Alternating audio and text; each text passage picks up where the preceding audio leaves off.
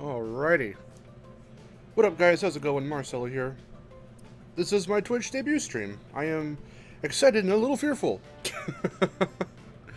So on Twitch, on YouTube, I'm Destination Mark, so it's the same across both platforms. I just wanted to get into Twitch streaming, so that way we can have more games to play, garner more of an audience, hopefully, and we'll see where that goes. So, let's start by making poo. Yeah, let's delete this and start a new one. Let's see.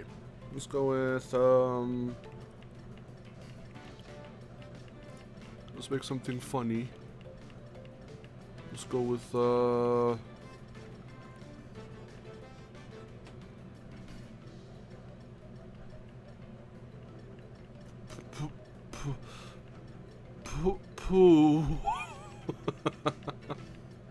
Yeah, there we go.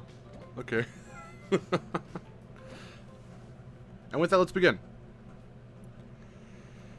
I wanted to start off more in my comfort zone by just, playing some classic Crash 4. Some casual Crash 4, rather. We'll just see where this goes. Frederick went ahead and also followed me, so thank you for that. So, this isn't going to be the definitive layout for the...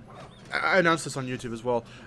This isn't going to be the definitive layout for the way the streams are going to be looking. This was always meant to be temporary, especially because you can see, like, only my my YouTube schedule right there in the corner. So, the look will slowly start changing over time into something a little more desirable. It'll keep the Destination Mark aesthetic, but I do plan to touch up on said aesthetic and make it a little cleaner, a little more nicer on the eyes, I guess. That'll end to both my channel aesthetic on YouTube and on here as well with just, profile picture, banner, stuff like that. I'm going to be trying to touch stuff up soon. The stream layout, what you're looking at right now, is going to probably be one of the first things to change. Hopefully sooner than later. At least at some point this month, I'm going to start slightly changing some stuff around. Now, if you happen to miss this stream, I am going to try and archive this and every Twitch stream I do on my YouTube channel, so if you're seeing this on YouTube, then what's up? You will not have really lost anything. It'll all my Twitch streams will be on their own in their own separate playlist. And we are in fact playing the PS5 version, so stuff should look super crisp and hecka clear.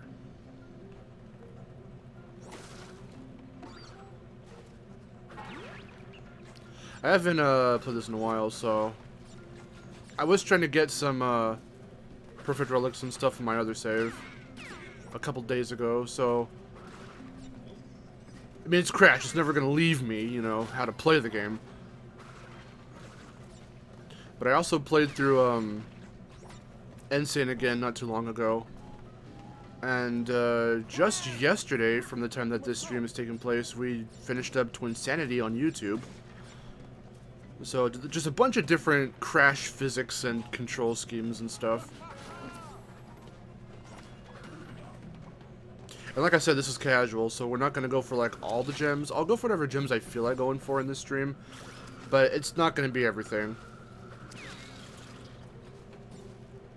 on the PS4 version, the original release, I did get 100%. I'm still working towards 106. It is quite the grind.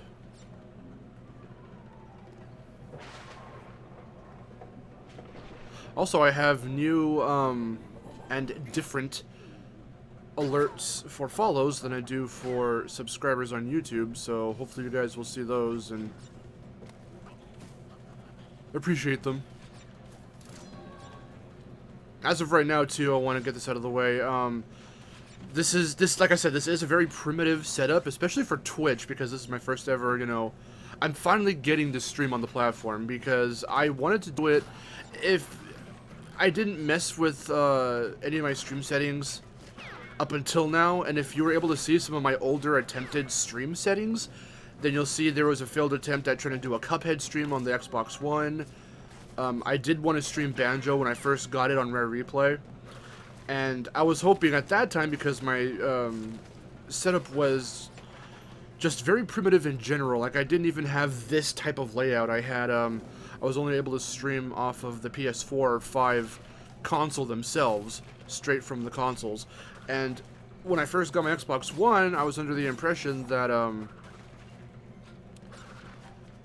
I was able to stream off the Xbox One itself as well. I thought that the Xbox One had the same streaming qualities and properties and options as the PS4 and 5 did, well, the PS4 did at the time. And it does, but only because I guess Microsoft supports Mixer than like streaming off Twitch through the Xbox itself. So that was really unfortunate, and I couldn't figure any of that crap out, so I just decided to forego Xbox streams at the time. I was only able to do PS4 and 5 streams. So with this setup, I'm able to stream whatever I want on whatever console I want, and I've got quite a lot of consoles. We've played PS1 games, PS2 games, we're going to play GameCube games too, N64 if you guys want to see that, Xbox, any of them really besides Series X. Everything in between, you know, freaking the SNES, SNES. I don't have the hugest libraries for those consoles, but I've got enough, you know. Some of the bigger ones like Super Mario Brothers or like Super Punch-Out or something or other. So hopefully, I'll just be able to play more games at this point live.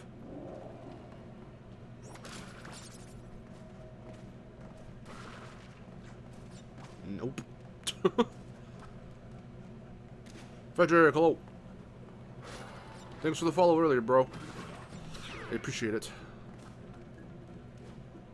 Oh yeah, it sucks because you didn't get to see the new... I have separate alerts here on Twitch for follows and stuff. I have two subscriber alerts on YouTube, and I made two separate, completely different ones for here on Twitch. First little miniature goal for Twitch is to get to affiliate. And it might not happen this month because I'm just going to be feeling out how to stream on here. And I didn't finish my thought earlier. So everything about my streams for Twitch are going to be really primitive at the moment. So there are a lot of things you're just not going to be able to do. Like I don't have anything for my online banking stuff set up at the moment for either Twitch or YouTube. So no one can really donate right now, so you won't get any... you know, donation alerts or bid alerts or anything like that. It'll come over time, and I'll let you guys know on Twitter when that happens. You can go into my About page to find my Twitter and my YouTube and all that stuff. All the links and everything will be on my, you know, on my page. But, stuff's gonna be a little primitive for right now, a bit early. I do apologize in hindsight, because I wanted to get as much set up as possible before I did this first stream, but I guess you just can't do everything, you know, on time. I had delayed doing, you know, Twitch streams for like the last couple weeks now at this point, and I didn't really mean to, but either I wasn't feeling good or it just wasn't, I felt it wasn't the time or whatever.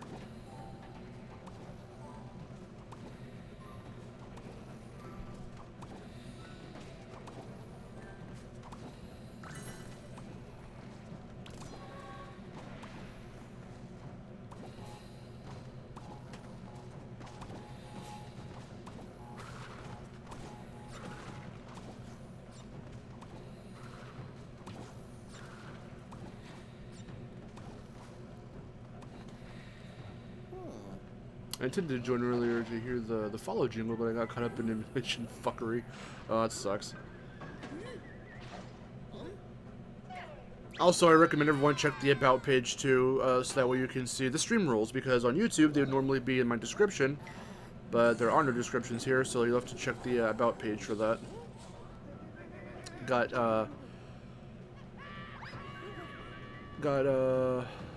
rules for both mods, which I'll start having to remod people on here as well, that I know from YouTube, who are already mods on my YouTube streams. Oh, get that, please. So the stream rules are both for chat and for mods, for modders. Modders. This is not a video game. Twitch is not a video game.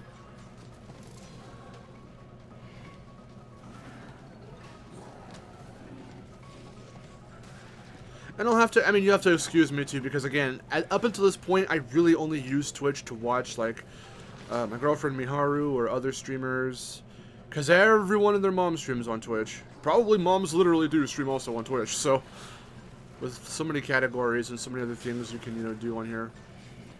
I mean, I'm going to be sticking mostly to gaming, of course, obviously, but, this will just be able to open up so much more that I can do that I just don't or can't on YouTube. And you have to find exclusive streams here as well that you won't find on YouTube and vice versa. Like, we'll be playing, someone suggested I played Banjo. I could finally stream Banjo or stream Cuphead, stream any of my Xbox One games. So I will definitely get to Banjo here. It might be here on Twitch, actually, because I need to talk to Miharu about that. I do have some plans, so we'll see what happens with that. It's Coco. Look how cute she is. Look at Crash. Look how much of a fool he is. Don't understand what I'm doing wrong, because nothing, because emulating Crash 1 shouldn't be hard. I mean, it shouldn't. Are you using EPSXE or using something different? I'm not super, like, into the emulation scene. I only used to just have EPSXE.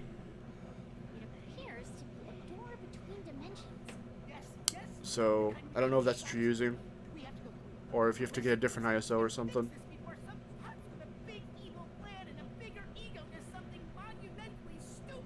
Because on YouTube I did do a walkthrough a long time ago on the Crash 1 prototype. And I emulated that. And that was a trip. It was a hoot. Also, periodically if you hear munching, I've got some carrots here. I haven't eaten all day today, so I'm going to just be munching away occasionally.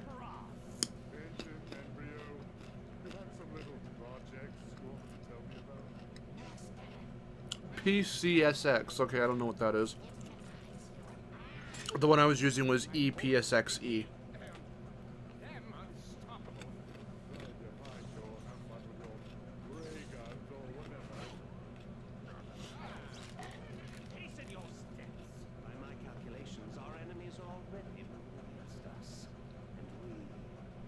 Do the smile, do the smile. There it is.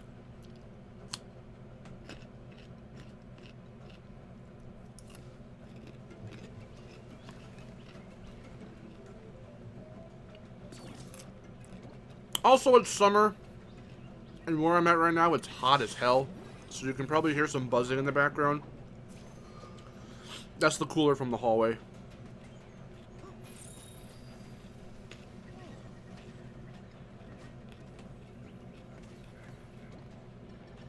Look at all the skins. Okay, first things first. We're Coco on this. We'll Crash on this. There we go.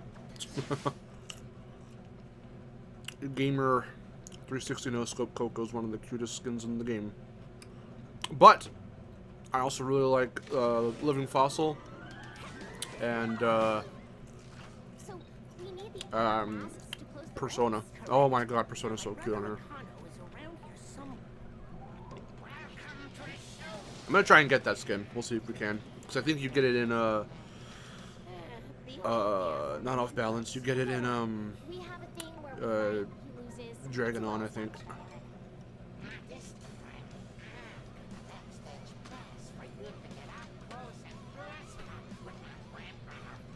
Hello, engine. PCSX might just suck for all I know. I might try other emulators. I mean, again, I would recommend EPSXE. Only because with my older PC, the one that I'm not using now, the one that was starting to fucking die on me, it ran it well. So if my cruddy little previous PC could work with EPSXE, then I would recommend that you try it out.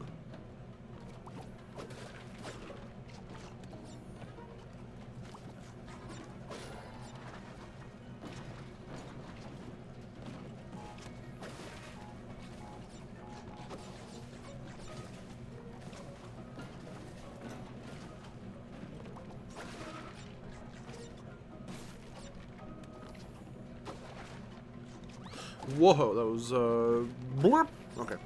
I fucked all that up, but I managed to save it in the end.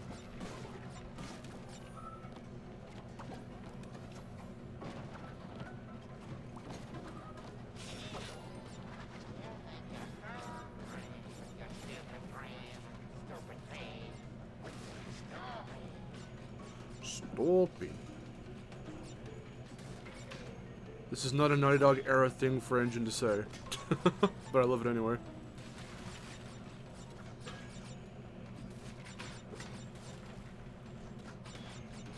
Whee!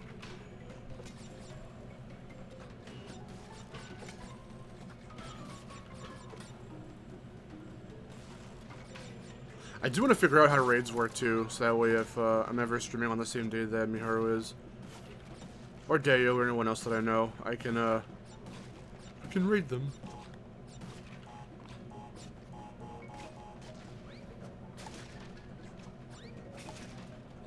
That'll be a hoot.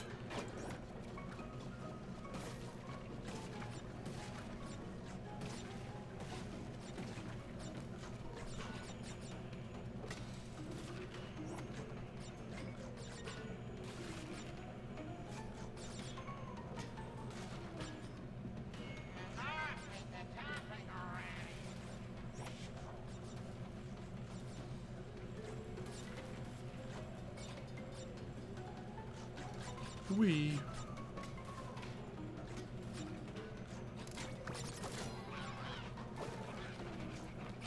Get out. Wee. If you use the analog stick, you can just go.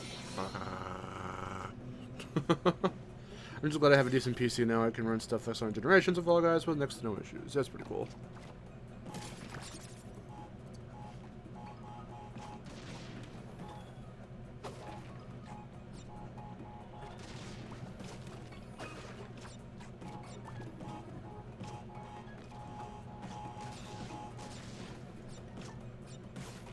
The PC that I have, I can't use for PC gaming, but that's why I do want to eventually save up at some point in the future for a Steam Deck.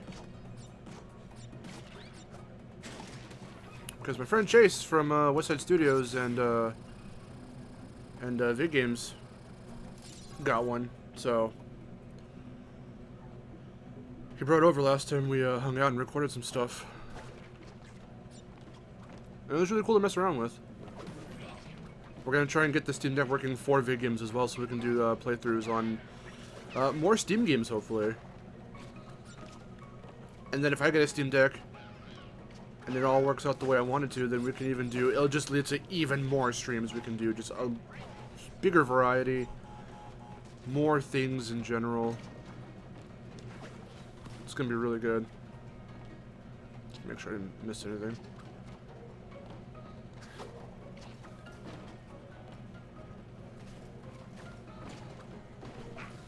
Ow.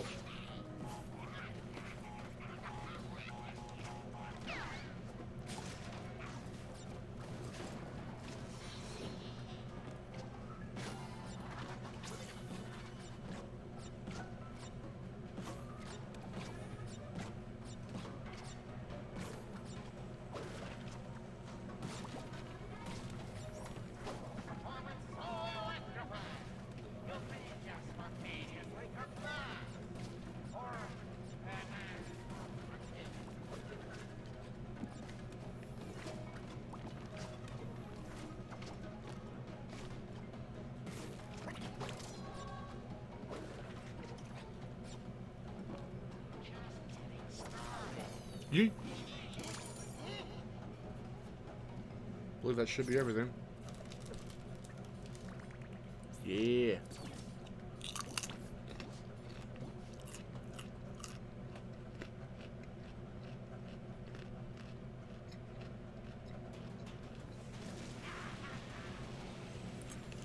Calls it a casual stream, still goes for everything anyway.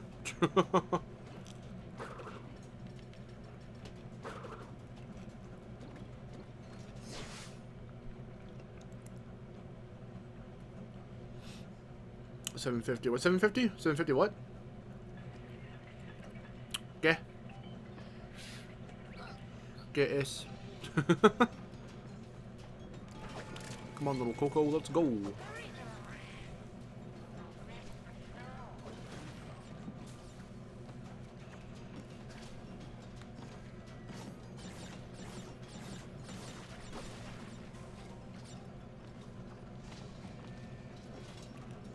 Also, this music's amazing. I love the song. It's in my stream playlist, so maybe I'll play it after the stream's done.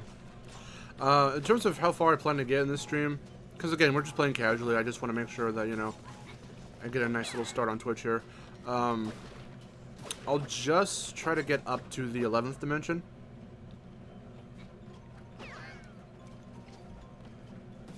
So... that should be a nice stopping point.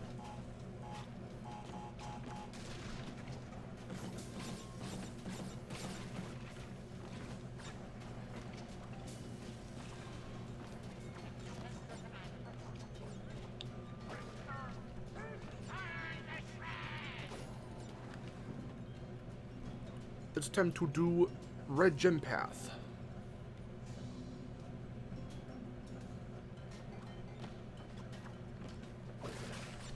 Listen to the good music. Be amazed at good music.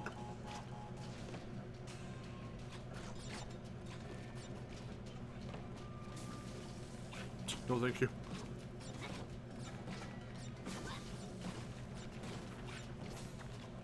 Oh, shit. Okay, pop.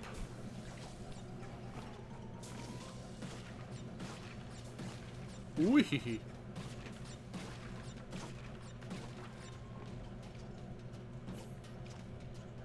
Ooh! I wasn't aligned the right way. Oh, I is in the processor. Oh, okay.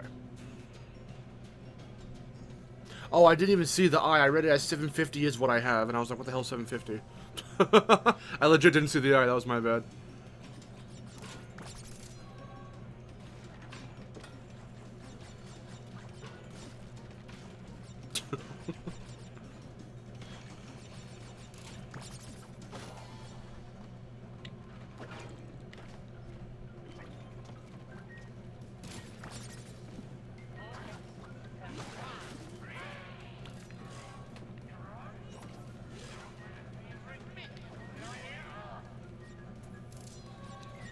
We killed Filthy Frank. That's a running joke. I haven't said it in a while because I haven't played Crash 4 on stream in a while. But he'll say Frank and then Filthy Rodent. So in my mind's eye, I'll just swap that shit around, and now it's Filthy Frank.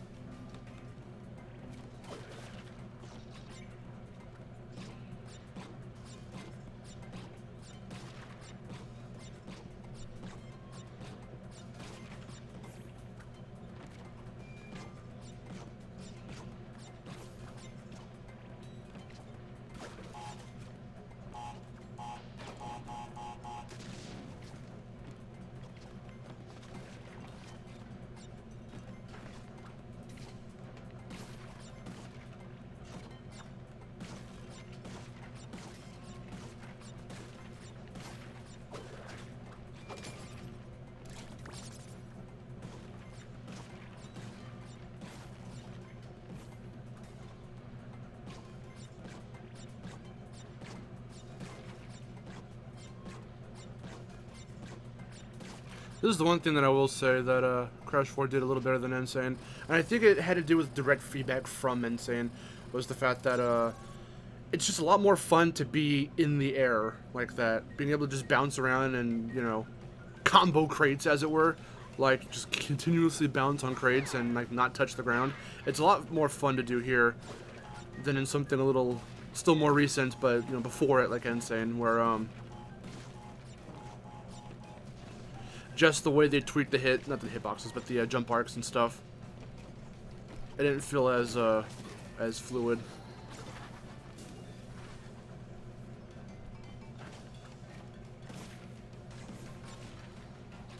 To the point where when the demo came out, it actually kind of threw me off guard when I was doing a Snow Way Out. I was like, wait, seriously, you can make certain, like, you can jump big gaps like that and make it? And to my surprise, yeah, that was exactly the case. Like the part where you're hopping the ice platforms, or the snowy platforms. I was like, wow. Because it felt like it was way too long of a jump, but no, you can hit it really well with some nicely timed a jump and then a nicely timed double jump.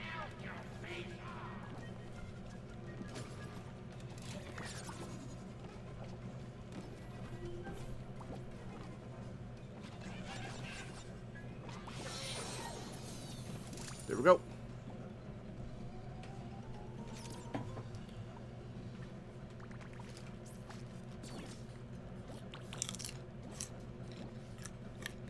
I'm gonna tell you right now, the perfect relic will likely stop. The perfect relics will likely stop by this next level. Not that it's too hard, but like I said, I'm not going for everything. So there's a chance I might not get everything. Mainly all the crates. And it's whatever though. Let's play Crash for this one.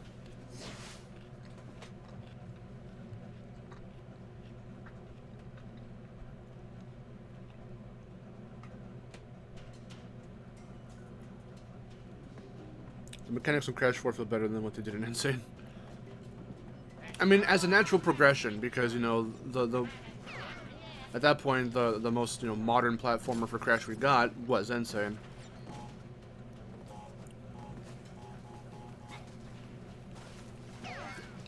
But with them feeling the need to, like, really... I mean, the pressure was on for them to make sure they got everything right. Like, the physics, the characters, the look.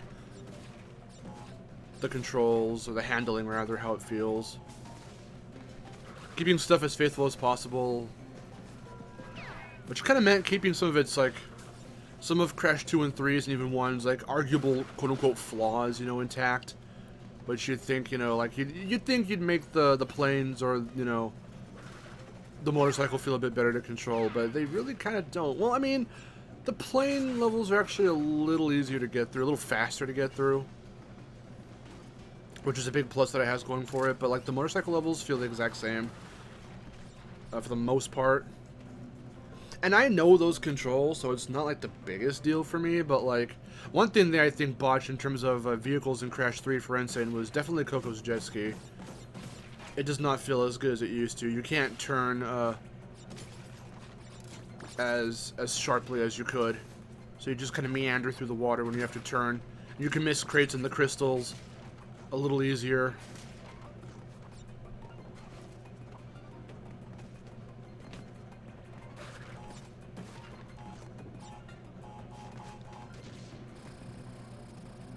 It didn't have some jank with the hitboxes and jumping, which has been fixed with 4, yeah, exactly. Well, because 4 has different physics altogether. Like, everything is ground up for this game, but because it's a brand new game, they weren't trying to remake anything.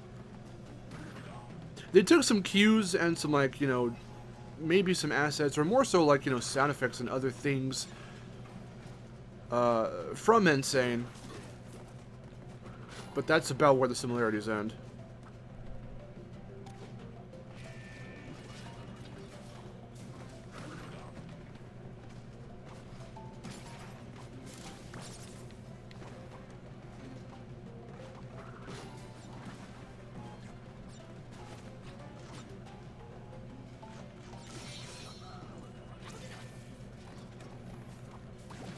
Okay, that happened. I mean, oh god, I actually have to make sure that, actually, that might have been really bad. I'll probably have to kill myself.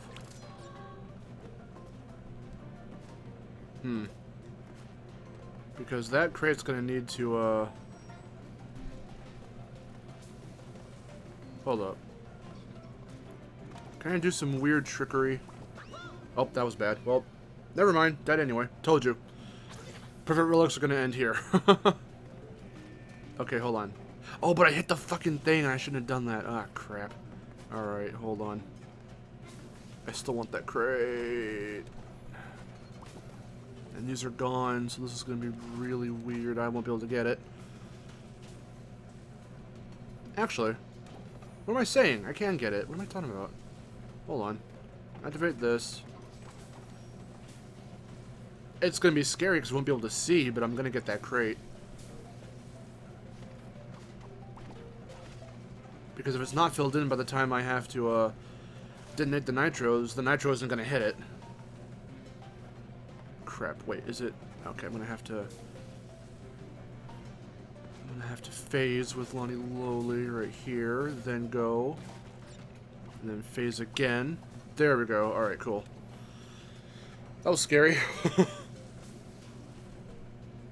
See, because normally I was supposed to use the fucking arrow crate to be able to get up and get that crate, but I accidentally hit the nitro, so it just detonated everything. Jetboard in 4 feels worse for some. Actually, I highly disagree. I think the jetboard feels even smoother than in Crash 2. It stops on a dime, and it doesn't. You don't like idle. You don't like, or rather, like you don't like start slowly sliding. Like if you come to a stop, massive air quotes. You know, you're not really coming to a stop. You know what I mean? Because you still kind of slide around a little bit. But that's not actually the case in Crash 4. With the jet ski, you actually do stop in place and you stay there. You don't slide around, or it doesn't feel awkward. The controls are really tight, in my opinion. I mean, we'll be seeing jetboard jetty and all that stuff later, so.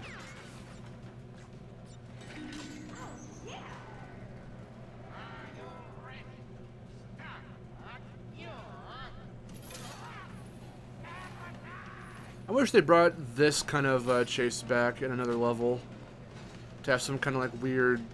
This is a cool chase.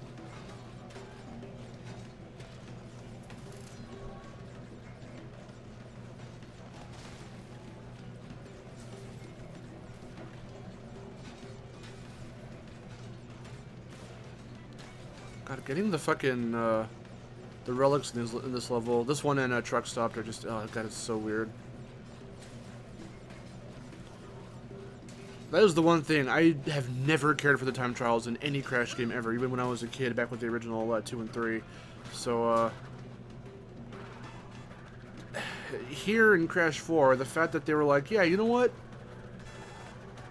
Get Platinum this time. I'm like, are you fucking kidding me?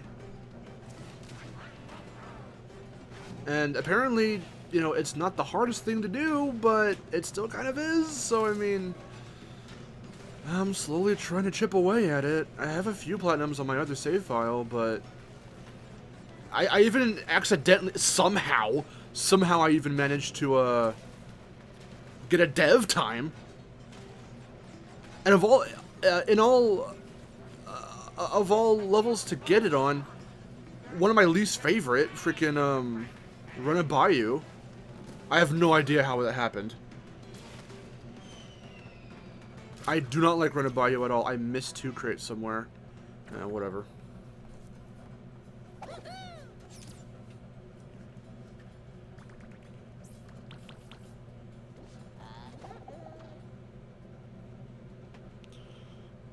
For whatever reason, I do not know. Somehow I got the dev time.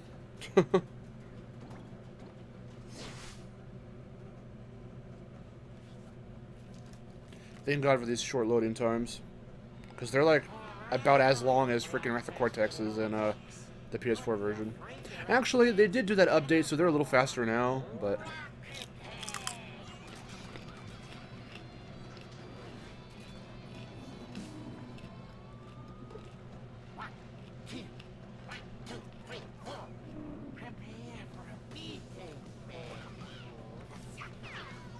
It's time for Engine's Hecka epic boss fight.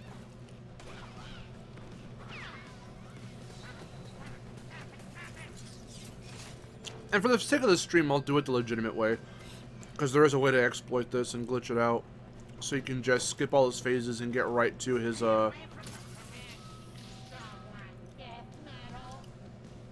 right to his hurt phase. Where you can go and get him.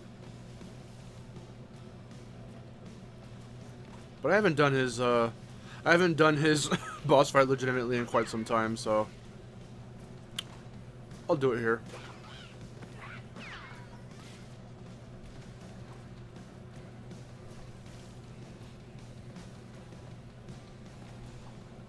Oi! Should have double jumped there.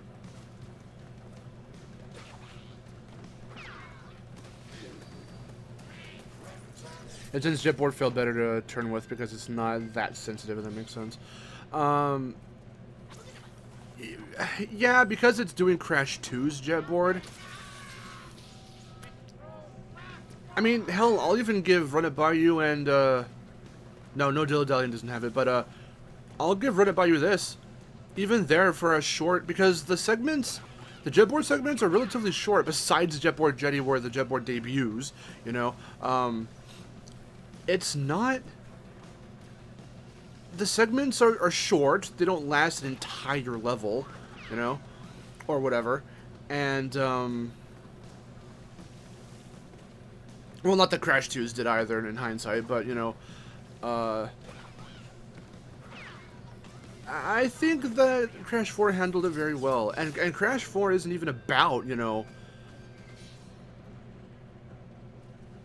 different, like, powers you get after defeating the bosses and stuff, and vehicles. It's about the raw platforming, which I do appreciate because, you know, there is a natural, you know, bump in the challenge factor. There's a noticeable bump in the challenge factor. But,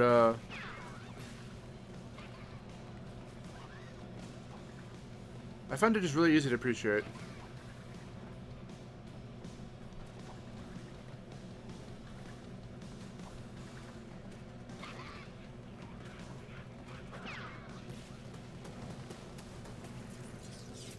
Hey, Raven, what's up?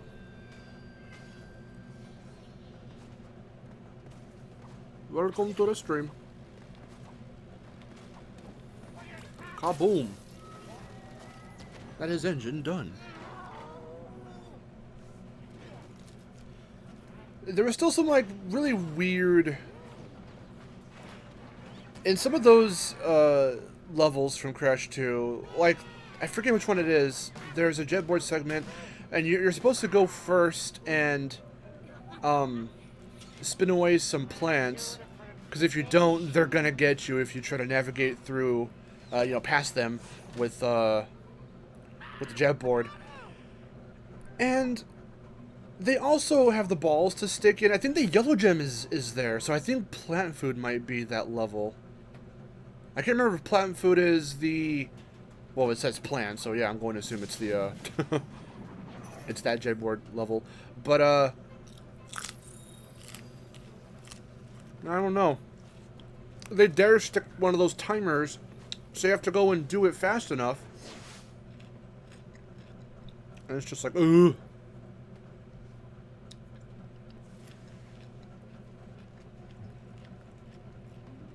I think I'll double dip and get Crash 4 on Switch just so I can own a physical copy of this game. You don't have a physical copy yet? I have the PS4 copy physically. That's the one I pre-ordered, and then I also got it on Switch.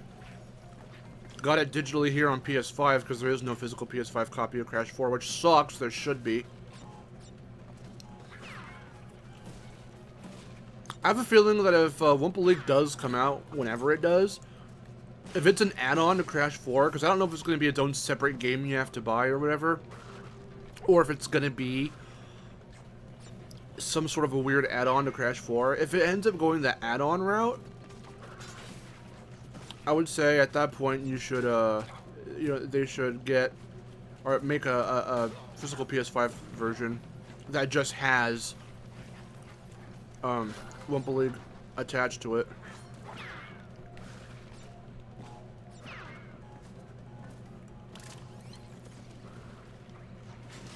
But I don't know if that's what they have planned or not. Couldn't tell you.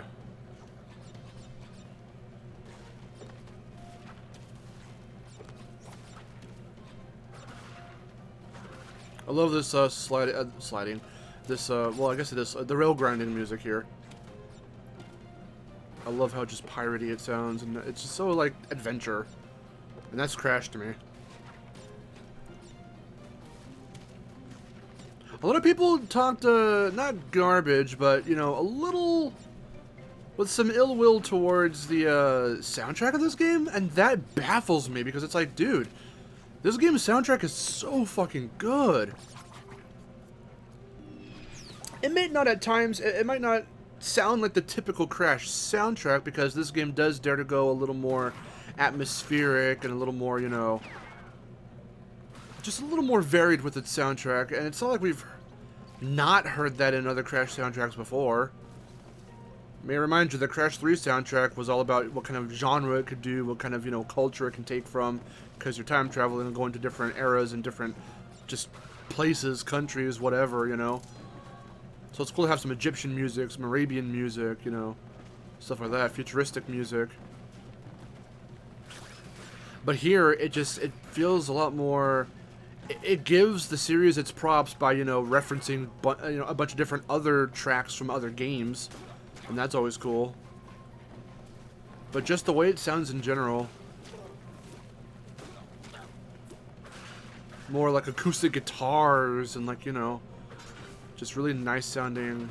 I love Stay Frosty. I love Crash Compactor. I love this music. I love. There's so many. Tranquility Falls. Well, that's the entire world. But Give It a Spin's music is really good.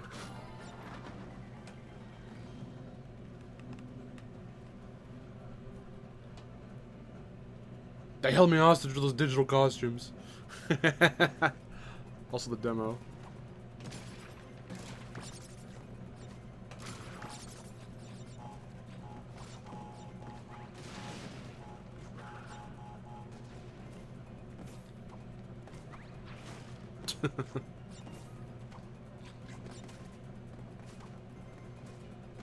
Oh, you're talking the 360 no-scope ones? Well, those. Well, actually, no. Those you could probably also get on the other versions too, like Xbox and Switch. That's just getting an Activision account or whatever. I said, fuck it. Those costumes are cool. I'm gonna want them, and I like Coco's a lot. Crash's makes a look like Ninja. But Coco's factors into her story. Like her little jumpsuit and her little sandals. her epic gamer glasses, her epic gamer sandals. Everyone has to have gamer sandals. If you don't, then you're not a true gamer. Sorry to break it to you.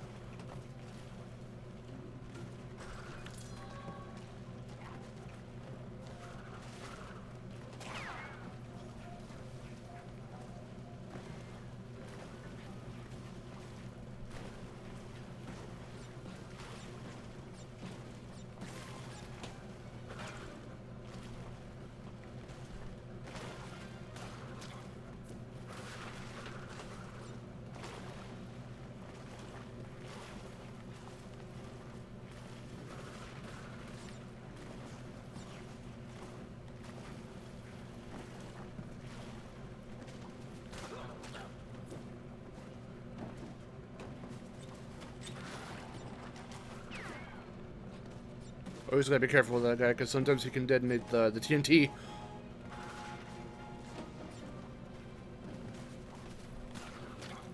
And in most levels, too, in this game, for how much they really want you to, you know, not depend on anything, you know, they don't want you to depend on invincibility or anything like that. There are very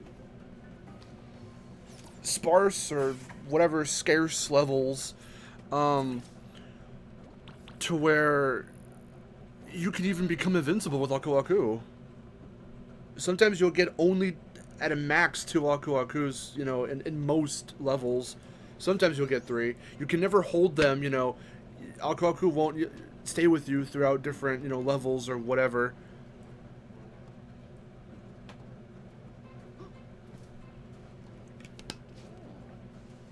They really want you to, you know, not depend on stuff.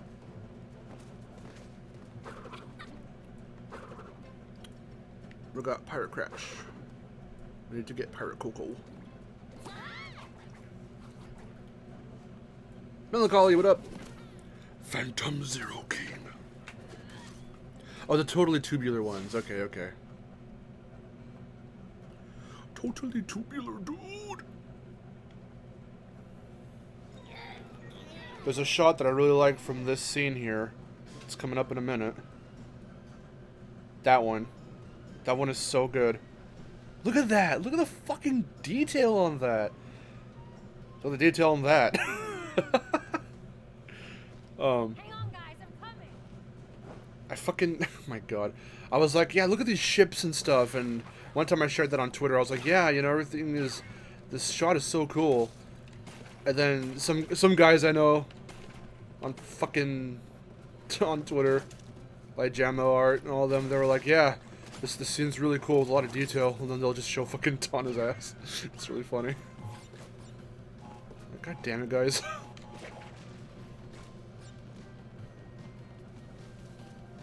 Be that as it may, I'm trying to appreciate the ships here.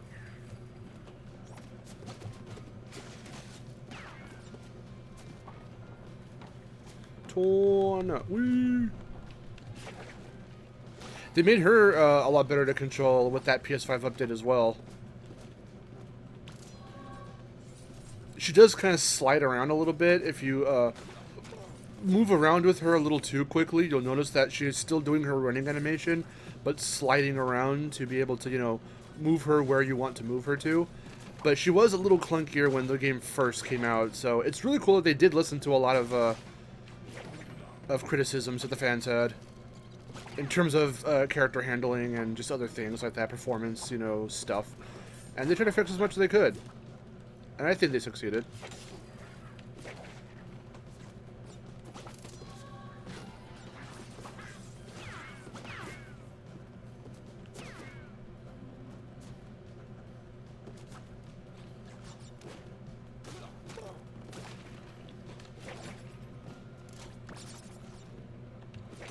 Ka-poop. I love doing that. Where's the booty? Totally tubular skins were worth it. The demo was icing on the cake. This is some good music too. I love Tana's theme. I love the fact that we can say she has a theme. I mean, arguably she did with the bonus round in Crash 1. I suppose you could associate that with her, but this is like her own proper theme. Because it comes back in like Truck Stopped and Rush Hour and stuff, and it's always remixed.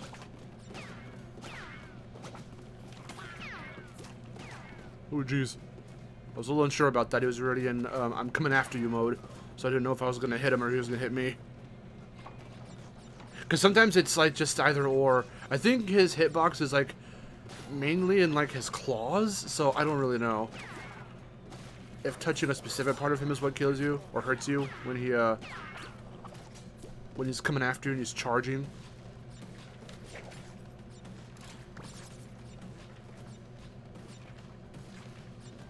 It's so cool too that they can render the ships way out there, and I'm assuming they're doing the Spyro thing where like the ships are probably a little on the low poly side. Yeah, there aren't too many details on that ship down there. And the ship down there is where we're going. You can see a lot of stuff's rendered, like the crate is rendered over there. You can see the little like crate results. Crate. Eyes on target. Okay, don't miss this, Tana. Yeah. Hey, fellers. I made it. I can go like, ha, or I can go, no. Ha, no. Okay. Let's slice at nothing. I love this level so much, just the entire background screams Crash 1 with the pink sky and islands. Yeah, I know, right? But again, just the detail in the ships, too, especially in that opening scene, it's just so good. And the fact that that's all running an engine? Like, Been a long time for me. it's a real-time cutscene? Like, my god. First too, huh? Yeah, you could say that. What did we, like, die or something? What? No. I love that this was the first cutscene of the game that they showed off to show the interactions, to hear the, you know, updated voice acting and the voice actors and actresses and stuff. Huh. And, What you collecting? Crystals? just such a good interaction between all three of them. I love it. Fun. Well, good I love this cutscene. Wait, you're not coming? I'm sure people love it for other reasons too, because Atana's here. Wait, it might be the clouds and not the islands, but point is, point still stands. Yeah, the clouds did have a pinkish. If you look at levels like the gate levels, you know, Great Gate, Native Fortress, stuff like that, the more sunset-ish backdrops in Sunset Vista and in Lost City. Such good stuff all around. I just want to play Crash 1 again on stream.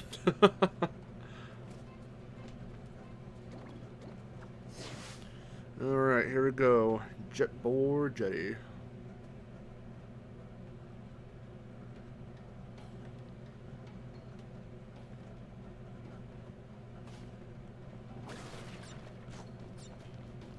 Can't forget her little freaking kitty cat headphones. Because Coco would have those.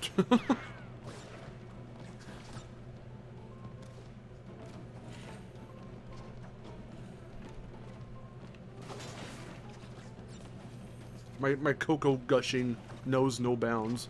I apologize in hindsight if it gets a little too excessive. Whee.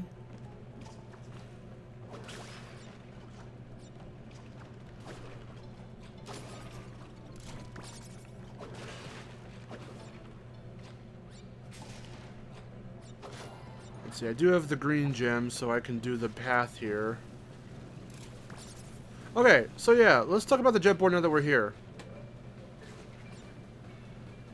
When you're not near any freaking whirlpools or anything like that, watch, I could just stop, and she stops. Now, okay, I am actually, in fact, going, you know, a little bit. I am still moving. I thought I wouldn't. I thought I wasn't. I thought that wasn't a thing in this game. But I will say that you can still stop on a dime and not go sliding around everywhere. It still does feel very refined here, I feel. I like how even though the quantum masks are spiritual beings, they still qualify as a power source similar to the crystals and gems.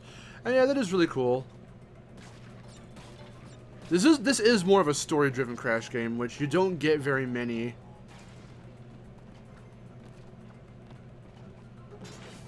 And that's because it's you know, Crash is supposed to be purely gameplay focused. That's how, you know, Jason and Andy wanted it, and how it worked back in the day. But to be able to put a small narrative in there, and I'm not even talking about like with Twinsanity, because with Twinsanity you are still collecting gems, and it's very much more side stuff. You know, crystals are still the focus of Twinsanity, kind of, but they needed a way to just kind of bring them in because they are, you know, a staple. So they don't even the crystals don't work the same way as they do in, you know, the other Crash games, because Twinsanity doesn't follow the main formula of, you know, going from level to level. It was the first attempt at, you know, a more open, interconnected Crash. And Titans Men of Mutant decided to forego all freaking, you know, collectible stuff like that. Like, there are no crystals, no gems, anything like that. You get voodoo dolls and stuff instead, which I don't mind. You know, and that stuff, unlocking concept art and whatnot, that's fine. I have to remind myself that concept art is in this game. I usually forget because you don't unlock it in the same way you do in, like, you know, Mind Over Mutant or whatever, or Titans.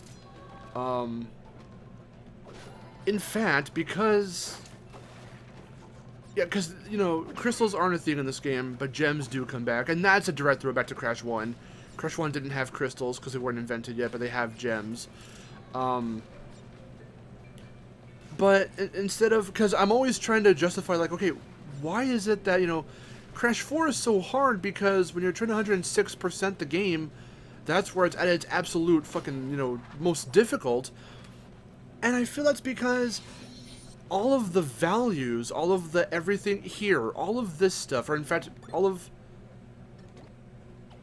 Oh, you can't see it here. I'll have to show it off in the, I'll have to show it off when we get back to the dimensional map. But, I mean, I can show it off here. Like, all this stuff, getting the flashback tapes, getting relics, getting all these crystal, or gems and stuff. Like, to get 106%, everything has to be at its highest.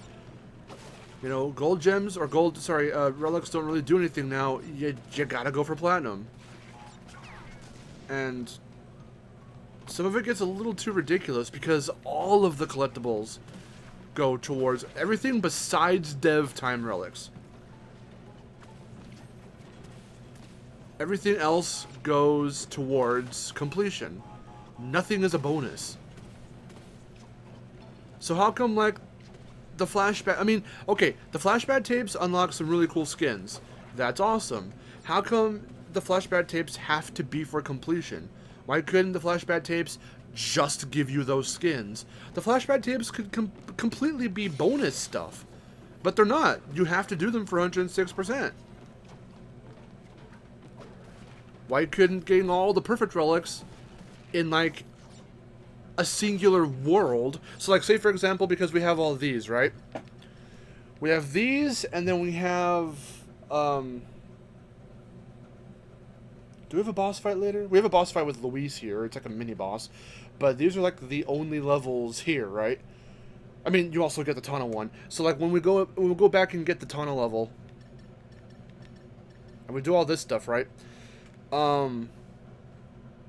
think there's a tunnel level here. Well, there's a tunnel level here. Okay, so all this stuff is here, right? So say we also do... Yeah, here's truck stopped.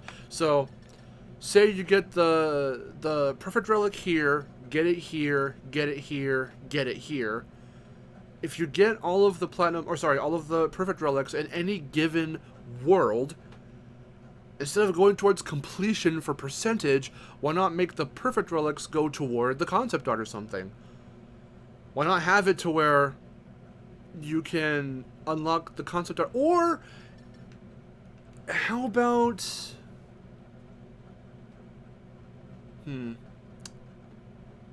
I don't know. I was thinking maybe the perfect relics could go to some cool skins. Because imagine doing, you know, like, a perfect relic skin for Crash and Coco where they're all decked out in, like, this bone skeletal looking, like, armor or something. And the helmet they wear can be based off of the skull right there.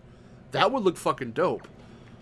And that would be a really cool reward. But it'd be pretty tough to get because you have to get all the platinum, or sorry, all the perfect relics. But it's not towards percentage, it's just towards another cool skin. Because getting the skins don't have anything to do with percentage.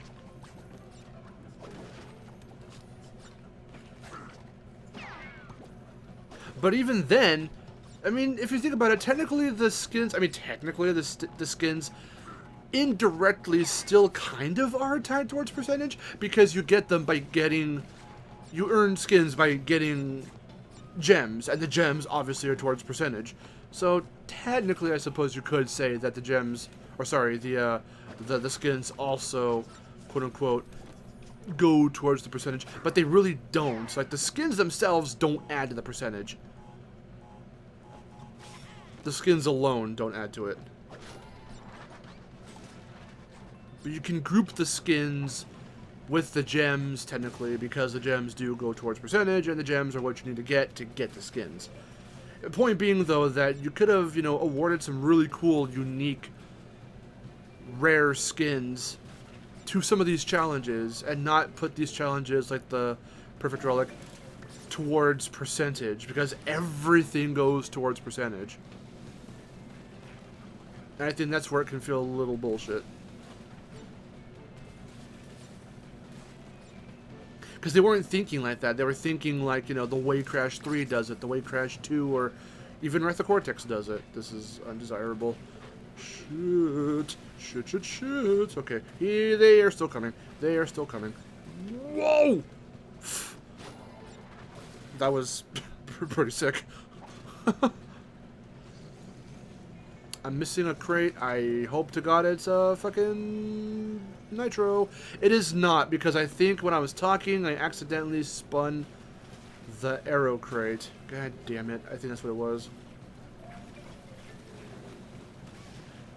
Plus, being able to move around really fast like this on the jetboard, it feels a lot better because, like, you do go really fast and you can hold it. It's not just a boost of speed. You can. It's like another speed that you can like toggle, which is cool.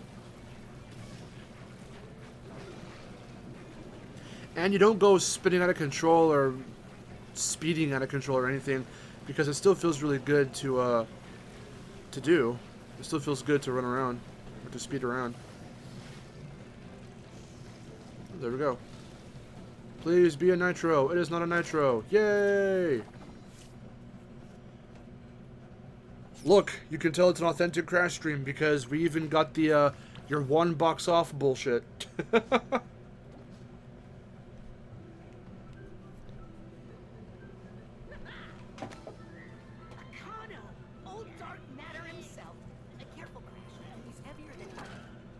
I don't think this game is much more story heavy than Night Titans. Well, I mean, it took cues from how Titans and Men of Mutant told their stories, but tried to apply the very much more, like, kind of classic Crash humor into it. Yeah, it doesn't get too, like, dialogue heavy with the jokes, like, jokey dialogue. You can consider Lonnie Lowly to be, like, the comedic relief, I guess, sort of.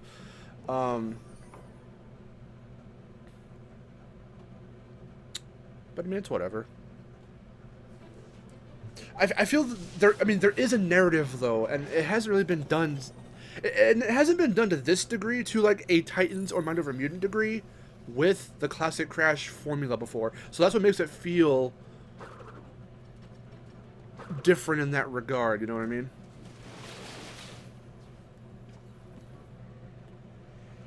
Because they focus more on the dynamic of Crash and Coco, which a whole lot of other games don't really do. You'd think like that'd be a no-brainer, right? To have like a game where Crash and Coco are going on the adventure, and they don't have to like swap one out for the other depending on who you're playing as, or depending on who you activate the cutscene with, or whatever. Like, you know, like even for as much as, you know, Vivi putting Coco into Insane as a fully playable character, you still can't do certain bosses with her, and you still, you know, because they had to find a way to do some like weird, you know, in-universe time travel nonsense for her to be playable in-universe and follow the adventure in-universe for Crash 1 and 2.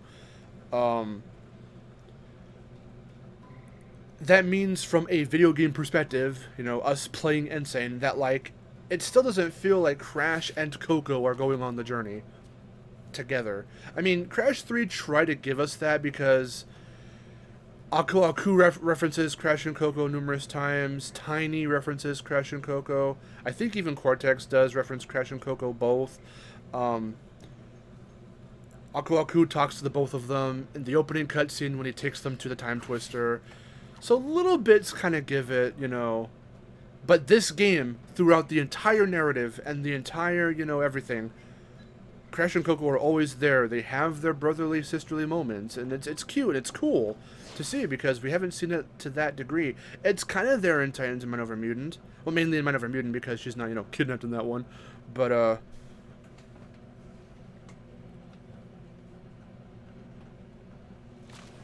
even then, Coco only appears in like a few cutscenes in Mind Over Mutant. Not too many of them.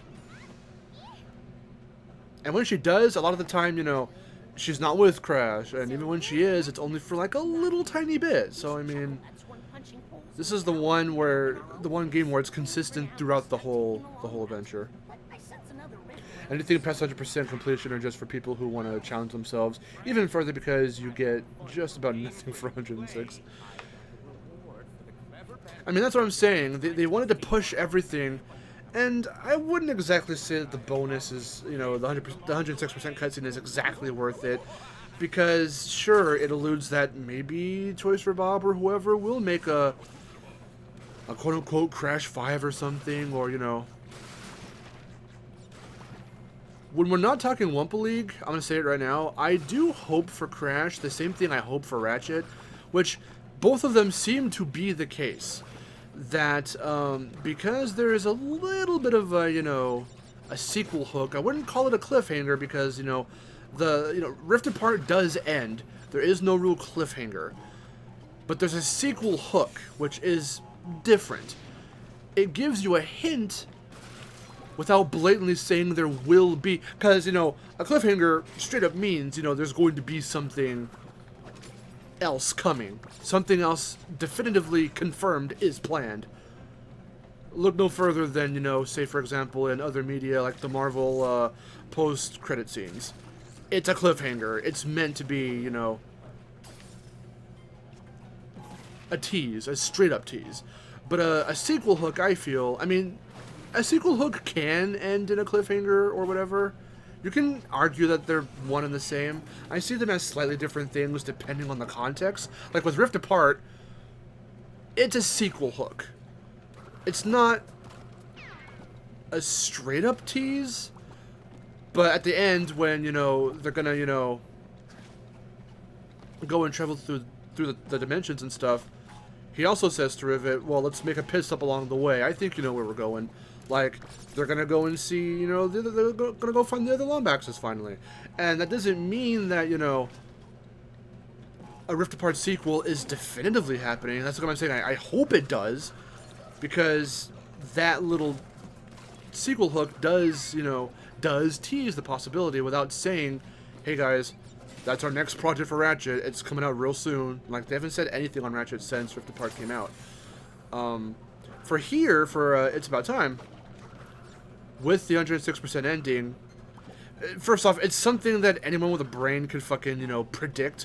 Okay, Uka Uka is knocked out for the entirety of this game. He's not going to stay knocked out forever, right? Obviously not. The 106% ending confirms it. So now that he's back and he's found Cortex, what does that mean? Now, I don't think it's necessarily, I think it's a sequel hook. It's not really much out of the way of a cliffhanger, because the story still ends, and it ends really sweetly with, Aku Aku starting off in the distance, leading into the goddamn tear-jerking tribute to Mel Winkler. My god, that caught me off guard. I already saw the image, and I thought it was so fucking cool and awesome that they did that, but I for some reason, by the time the full game came out and we beat it on stream, I didn't stop to think, oh, that's right, they did a tribute to Mel Winkler, and it's going to appear in the game proper. And when it did, like, I started tearing up because I was like, oh my god. The point being, though, that, it's not really much of a, like, see you in Crash 5. It's just more like, okay, well, this will leave the door open for a sequel with these characters, with this setting, with this aesthetic. Same thing for Rift Apart. I do want to see them do more with Rivet and Kid and, the world and the dimension hopping aesthetic or concept or whatever. I want to see more of it. I want to see them take it, to bigger heights and, with the gameplay and the in-universe stuff as well. More nods to the... I just completely hit that really early. More nods to different games, because both games do that. Both this and Ratchet have homages and stuff to different games in the series, Easter eggs and whatnot, direct references and all that. And, I want to see more of the quantum mass and more of, this type of dimension hopping, and I want to see more of, this version of Crash and Coco and Cortex and Dingodile and stuff. Because it's also interesting, and I think they pulled it off very well in these games. I want to see more of it. I hope the 106% ending implies that Uka Uka will be the main villain for Crash 5, because that would be cool. Yeah, he hasn't really, I'm going to check something real quick, because my phone, I've been tracking comments on my phone. Stuff went a little wonky there. I hope the stream itself is okay.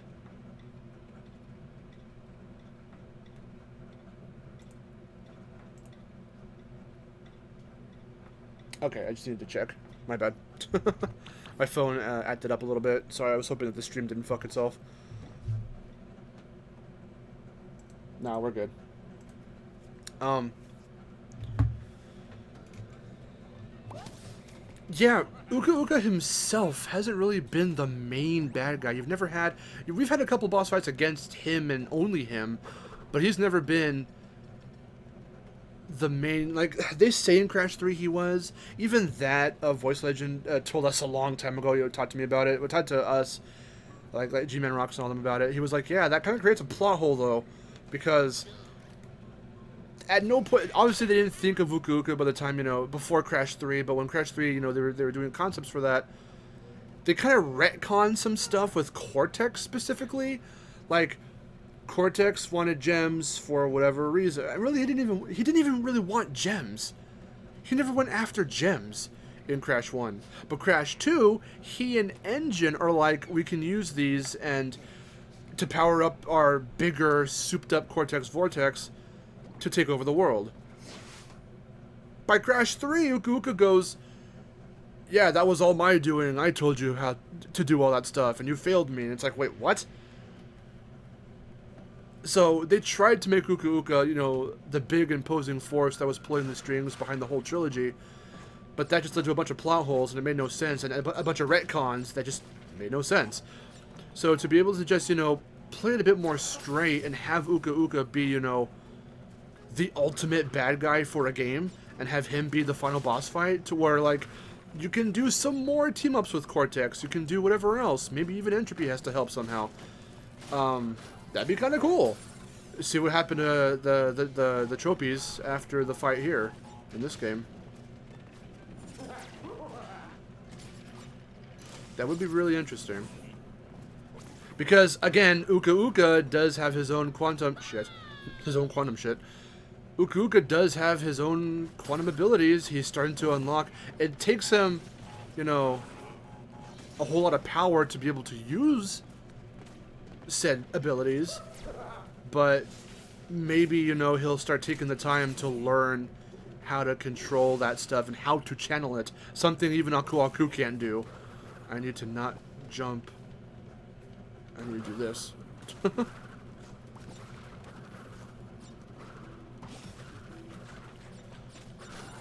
It would be really interesting for sure.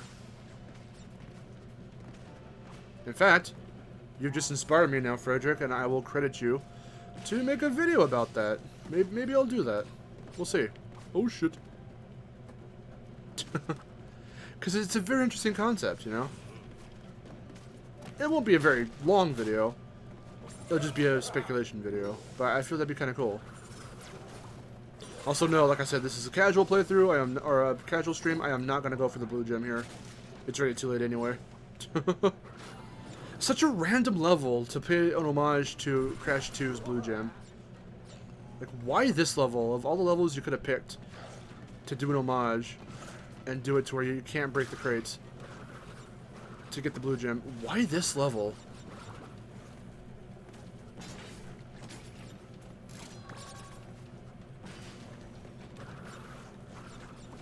It's like pretty later into the game, not really the halfway mark at all, but it's a bit later into the game, and it just doesn't really. It feels weird and random that this is the level they decided to choose.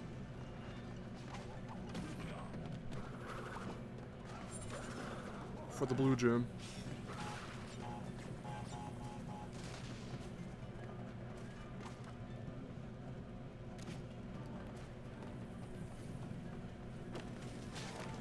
So because this is casual, I'm actually going to probably skip this bonus round. I don't really need it.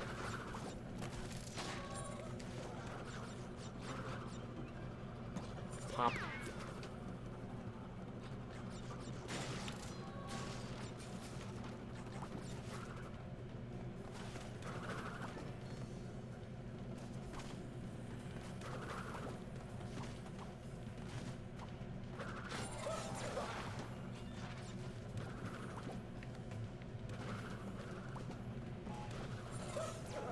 Oh. Stay in the corner. Cheese it. It's fine. Nope.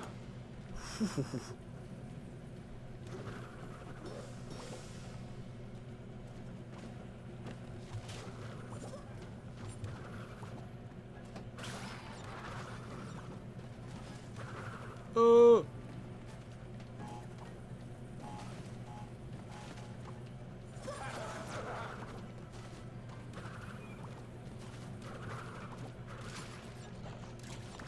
Whoa. I'm fucking stupid too at the same time. I should have done it. Actually, I said I wanted to get the fucking Coco skin. And I forgot all about it. I want Persona Coco. God damn it. Okay, fine, whatever.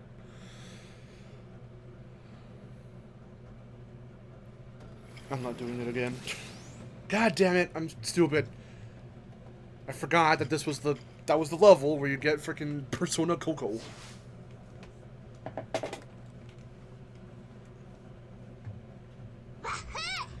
Maybe I'll make it first, if I can get my other shit done first.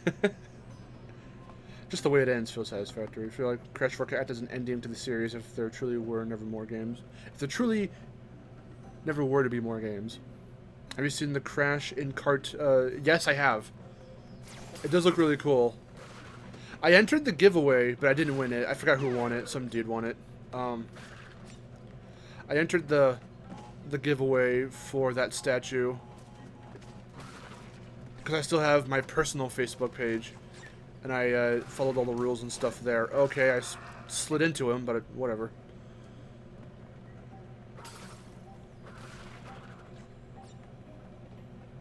Spin the tree. Blip. I love that little detail, and then the more you look at it, it's like, oh shit, that means that Bumpaberries, you can just like squeeze them out and liquefy them, and then they're literally a drug. On some LSD type shit. Which is something I love about this level. The fact that it probably does not look this trippy. To, like, you know, like in universe, it probably doesn't look this trippy. It probably only looks this trippy because... And even the music, come on, the music is a big hint, because the music sounds all, you know... They did the same thing with Skylanders, even though that was Vicarious Visions. But with Fizz World, again, the implications, because Pop Fizz, I think that's his name, he drinks his potions a lot, he gets crazy off them a lot, so you can say he gets drunk, or maybe even gets high off them somehow. And his, you know, Fizz World, going there in Imaginators, it has that very trippy, you can flip between, you know, the normal world and the trippy aesthetic of the Fizz World. And even though the music itself, because a lot of the soundtrack for Imaginators were, I guess Lauren Boff didn't come back to compose for the game, so they just resorted to a bunch of like stock-free music. Royalty-free stock music is what I meant to say.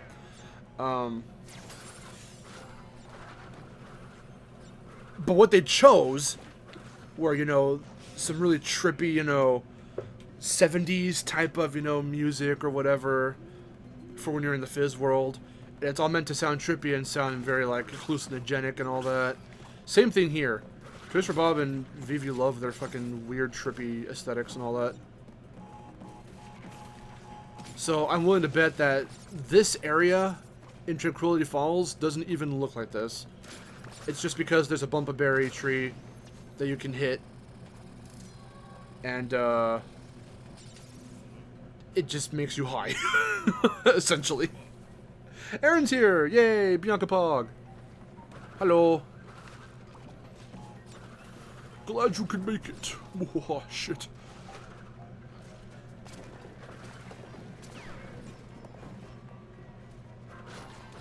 I'm looking forward to any future raids you do to me. And vice versa. I'll raid you with 2 people.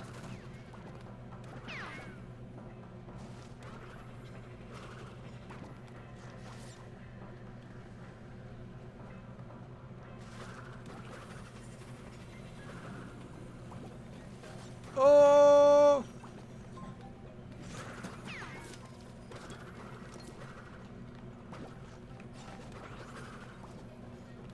Can I do this without getting hit once? The answer is no. Yep, there it is. I heard it. That's fine. At least I went into this place with 2 Aku-Akus.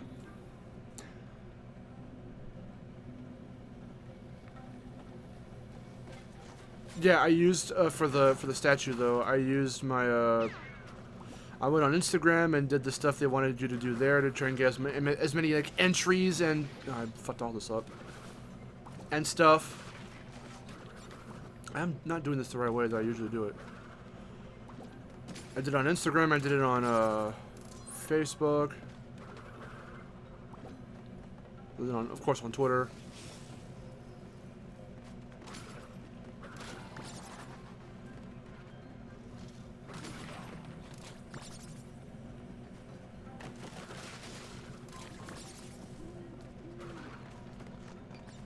But I guess everyone else did the same thing.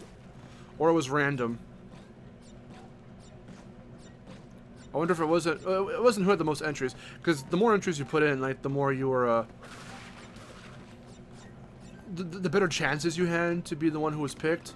So they probably did go off of, like, higher, you know, numbers for people who submitted stuff.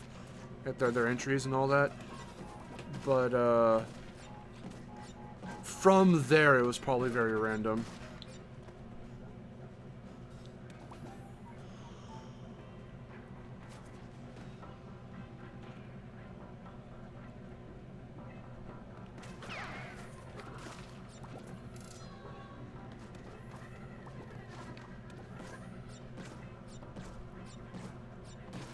For your first stream, you have a pretty good turnout. I have got... You are the 3rd person to be in here. So I don't know about that.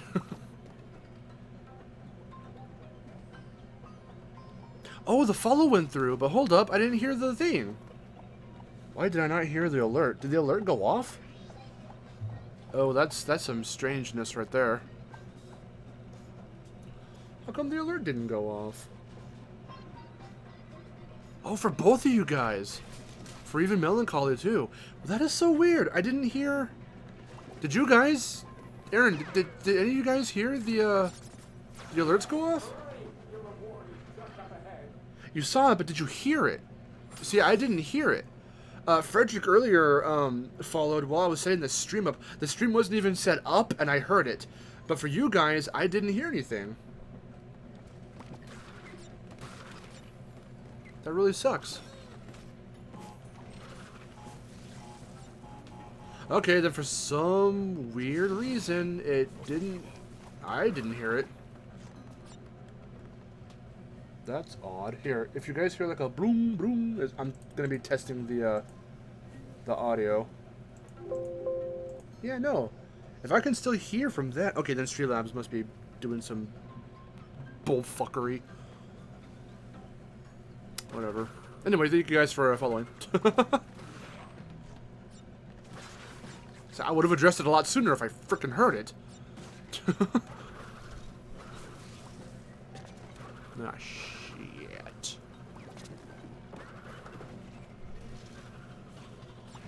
Wow, I managed to stretch that out. Oh, fuck. Sweet. Okay, so everyone heard it. I don't know why I didn't. My desktop audio on Streamlabs isn't muted, so... And when you heard the broom broom, like I saw the soundbar go up. So I don't know why it didn't play. Which one was it? Was it Klonoa or was it Sinistar? Because those are the 2 that I have. Those are the ones you can only catch if you follow me on Twitter.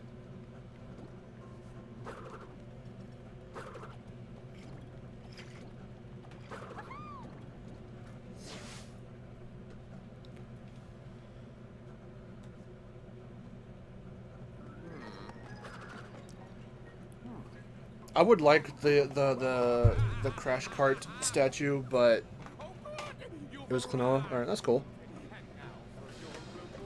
I would like that statue, but I have nowhere to put it. I'd have to, like, make some room somewhere.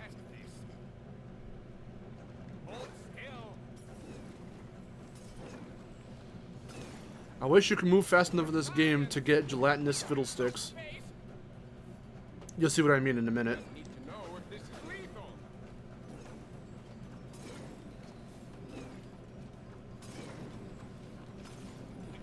Fly, my gelatinous fiddlesticks. Oh, I think we just got it.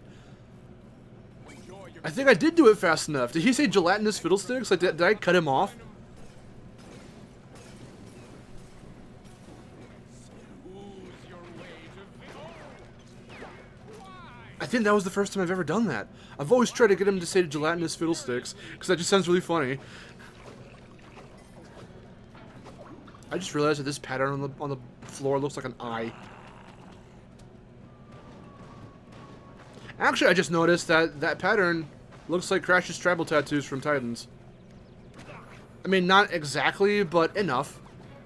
On his hand. That's interesting.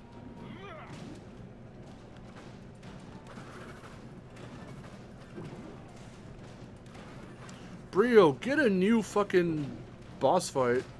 All his boss fights that you ever, any of his boss fights, really. Literally any of them. Have to do with him turning into some giant monster.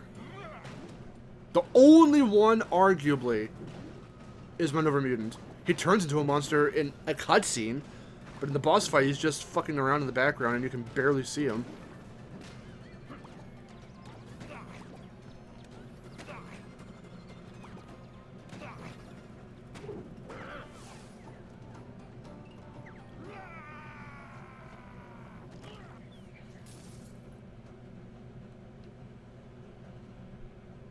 We did it.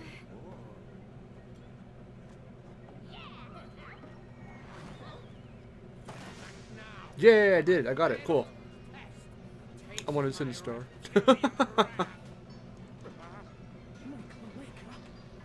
His cloaker, his clonoa. I clipped it. Nice. Brio's clonoa hurts. But Susan, I have Klonoa. Hey baby, I want Klonoa. I was gonna ask about that earlier, but I figured you heard it, but was just very focused on that. No. If I heard it, I would have stopped everything to say my thanks.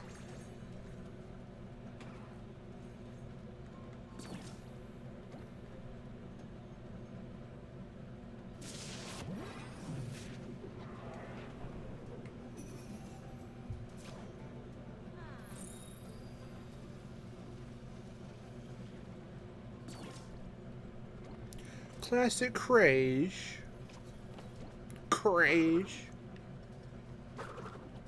Since the last time Crash defeated you. I need to stand up, hold on.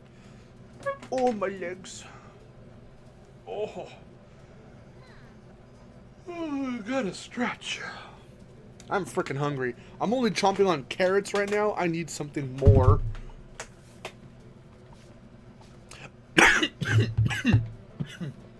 How come it won't let you post? Okay, give me a minute. How do we fix that? Is there something I can do to fix that?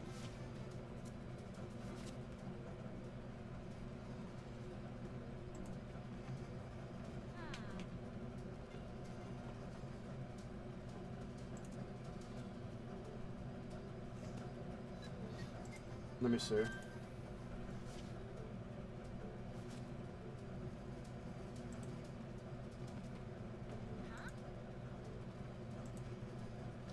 Well, I'm making you guys mods, because you guys are already mods in my,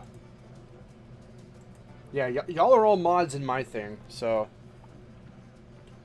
on YouTube. So here, you guys will be ascended to mod status. Maybe it's that thing like on YouTube where mods are the ones who can send links and stuff. Try it again and see if it, if being a mod fixes the problem. If not, I probably have to go through some settings somewhere to make it to where you can post stuff in the chat. In which case, I don't know where that is. Oh, there. Okay, there we go. There we go. Let me hear this real quick. Hold up, hold up. I want to hear this. Let me put the stream over here.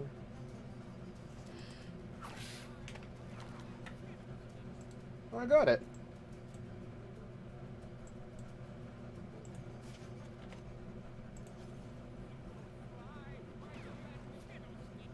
Oh, I think we just got it. Nice. I like it. It's really funny. Okay, well that fixed it.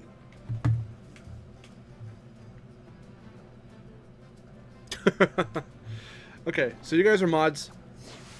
Again, that will still the way the mods and stuff are going to work with people are still going to be. It's going to be just like on YouTube.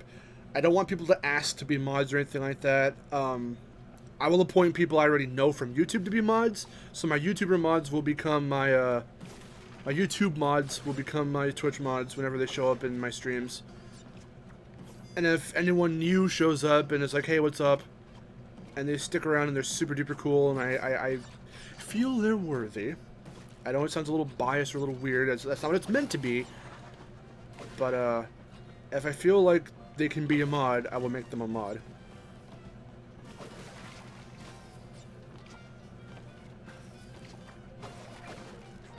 But the fastest way to not become a mod is if you just ask.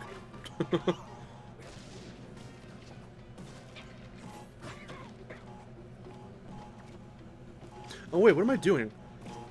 I want to see Spyro. I need to make it to a safe place first. Give me a minute. Oh, Jesus. Oh, no. No. Spyro! Spyro! Fuck. Finally, at last, I can use the sword. I've never been a mod. What are my duties? Go to my About page. Tab over to my About page, or however that works. I think, actually, on Twitch, you can, view my About while you're still in the stream, so you can hear me, and continue to watch as you look at the links and every other, all that other stuff. So, I posted the stream rules there, and they're pretty much the exact same for my YouTube stuff. So, nothing's really different. There are chat rules for everyone who's not a mod, and just everyone who comes and watches, and then those who are mods.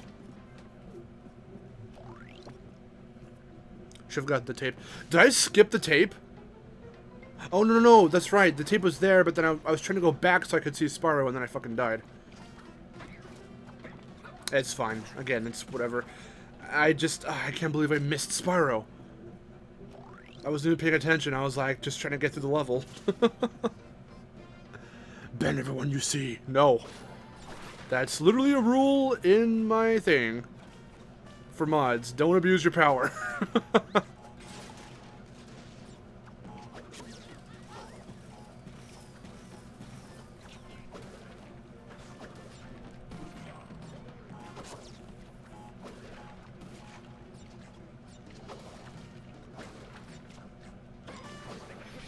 I was trying to do a super cool move there.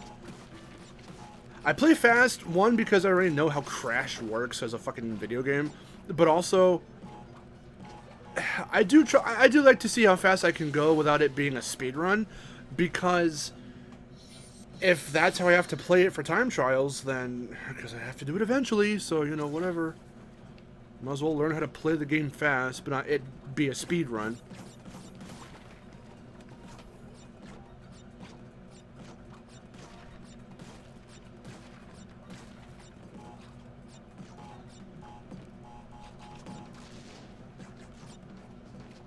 Fuck. I did that all wrong. That was weird.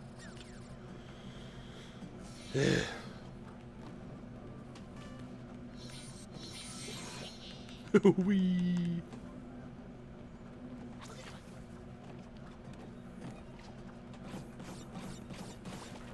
There's no Spyro, but at least we have Pura.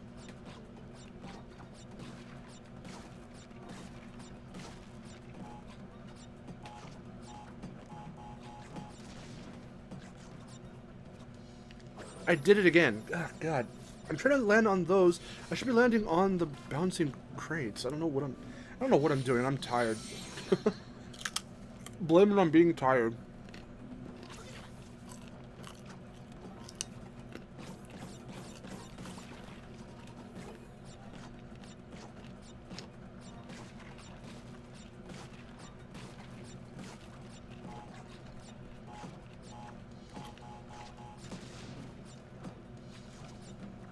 There we go. I don't know what the hell I was doing earlier.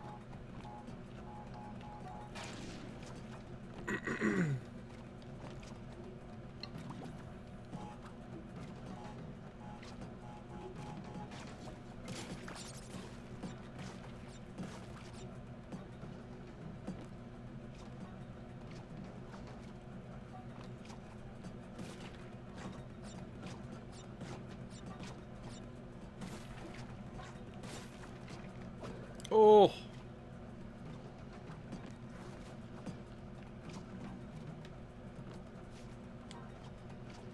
Oh shit, God. Alright, fuck the bonus round. Oh my god. It's so bad. Not the bonus round, my gameplay is just, it's Jesus Christ. How do you fail 3 times in a very simple bonus round? I don't understand.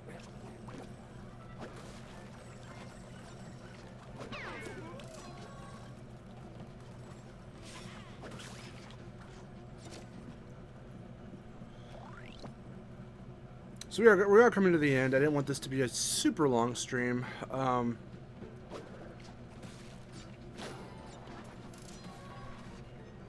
since this has been going pretty well, I will be doing way more Twitch streams in the future. Mark is not a pro gamer, confirmed? Yeah, man.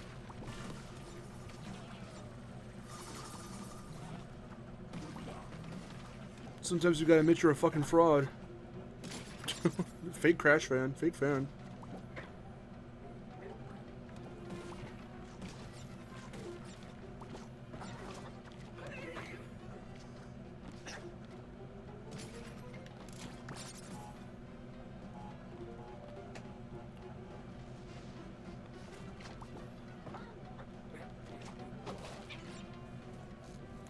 You couldn't kill the Jack-in-the-Box enemies because my first time trying to hit them I died. Oh well, that didn't hurt me that time. That was weird.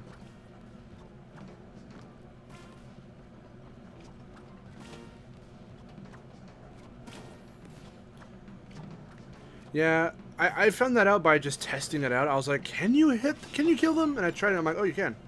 Okay, it's that easy, I guess.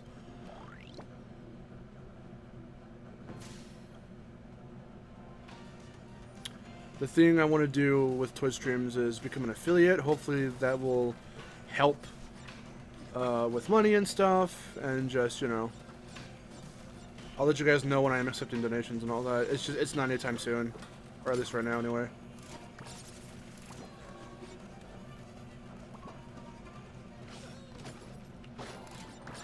Because that leads to more funny alerts that I wanna have. I have an alert already set up and ready to go, but you can't activate it because, again, you can't donate to me right now. But I do have a really funny one that's already in the works. It's already up and technically running, but you can't activate it yet. It's a really good one.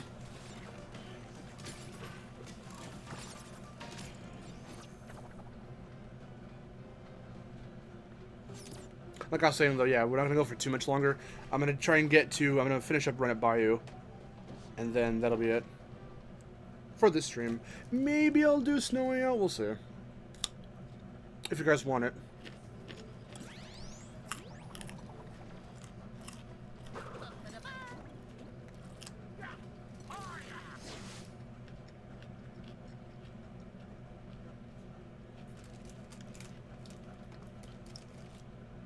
I'm getting hungry, and carrots ain't cutting it.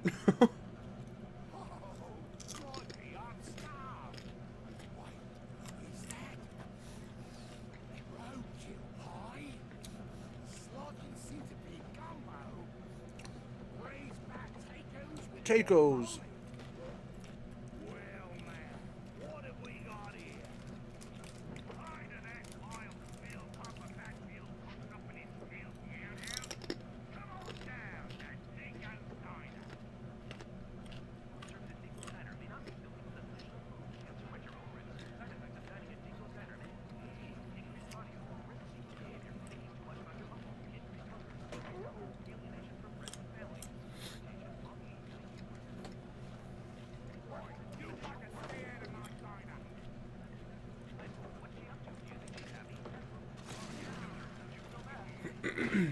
Time to be the dingo. Time for a spring clean.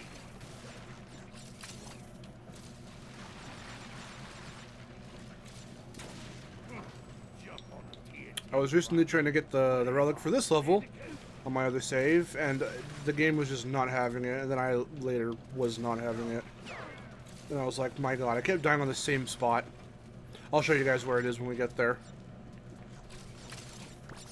The sad part, it was kind of getting towards the end of the level.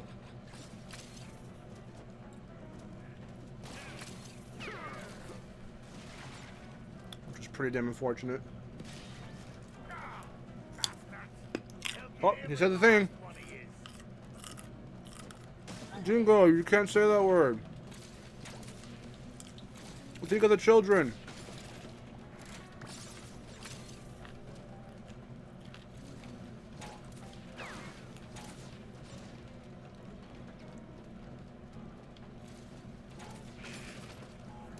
But I wish that wasn't spoiled for us, quote unquote. With, I wish, ow. The ASRB stuff didn't come out.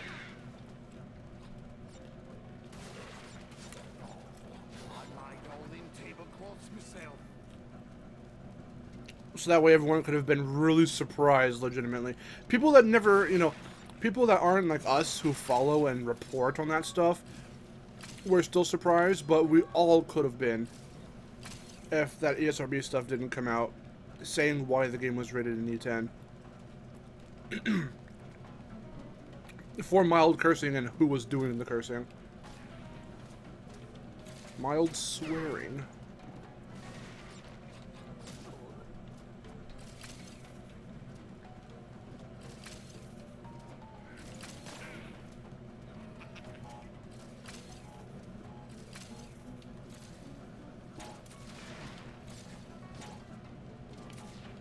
Damn it.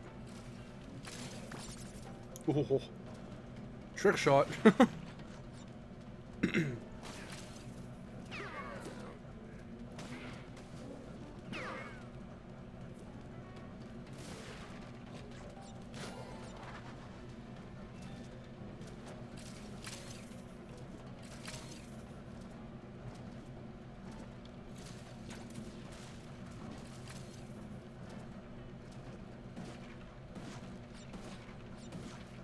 I like these little side bits. These little secret areas.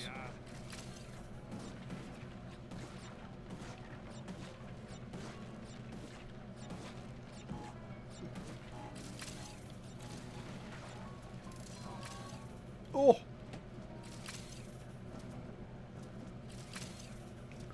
Has some psychopath made roadkill pie before? I don't feel like it exists somewhere. I would hope not, because that sounds utterly disgusting.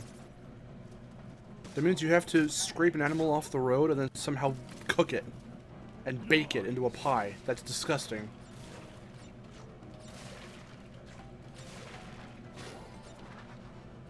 And if you're talking real life, that should not be a thing. That should be outlawed. Even though shit like cannibalism, you know, whatever. Yeah, it was always right here I would die. Trying to keep enough Aku Akus to get to this spot, but I would end up okay. I held X, but whatever. It's always this part here. I would die. Trying to do the time trials.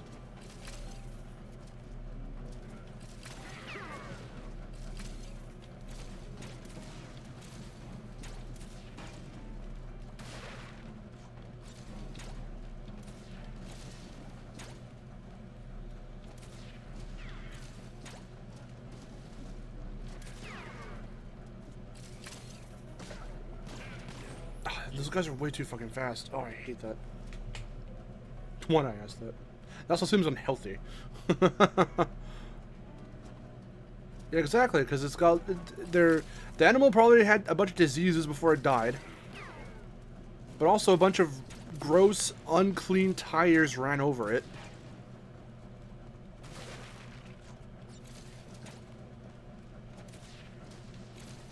Oh, Aaron, while you're still here, because I didn't know if you were still here or not, um, without getting too much into it, because I want to save it for later, when I actually publicly announce it, if I do, um, someone was asking about a banjo stream, but I wanted to see if you were up for something, or, well, not so much as up for it, but like, I'm gonna DM you later, I suppose. For a little plan revolving around that, I guess. So I think right after this stream, because I will be ending off in a little bit, I'll DM you.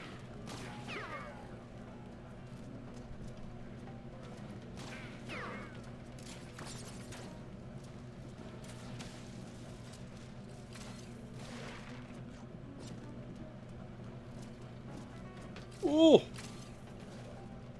I ended up, like, clipping on the edge there.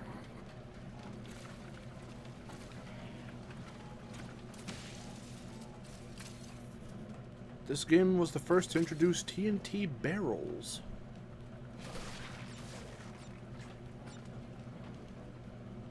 Okay. He didn't feel like dropping that on me. Okay, you guys are annoying. How do you like them whoppers?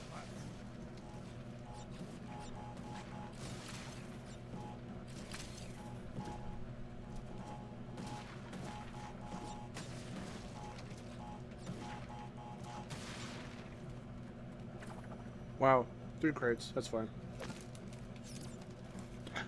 I'd make a pie themed after roadkill, but not have it with actual roadkill. That'd still be pretty disgusting. Mainly because I just don't like pie.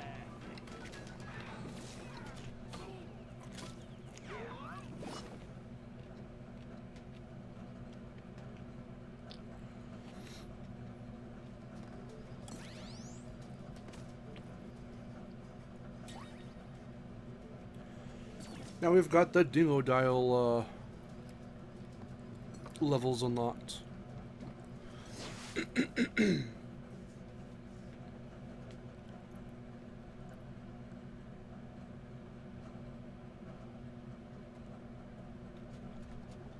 Hey, look, there's the yellow gem.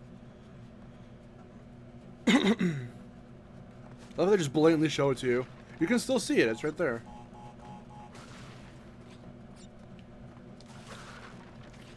Oh, run it by you. How I love to hate you. Have I ran it by you that I hate you? as a level? As a very concept? As a way of life?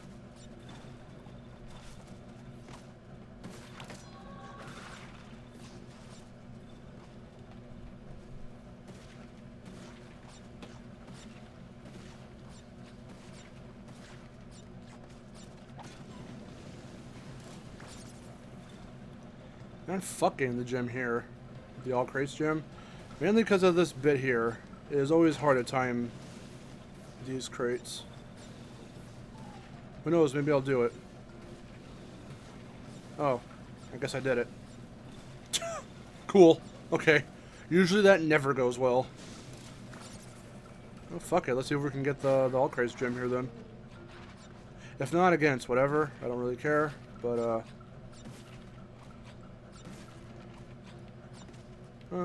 no harm in trying. Ooh. Come back. I wish they had a Dingo's Diner themed restaurant. But the food was actually digestible. Edible.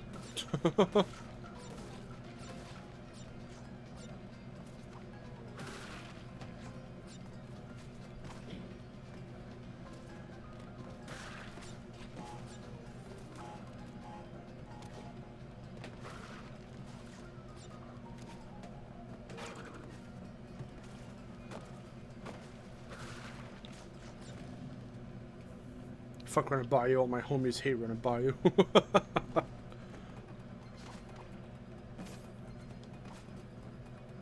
Okay. Yep, that made sense. Run it by you isn't the hardest level in the game at all, but dear lord, I just do not like it. It's a frustrating level. That's what I wanted to do.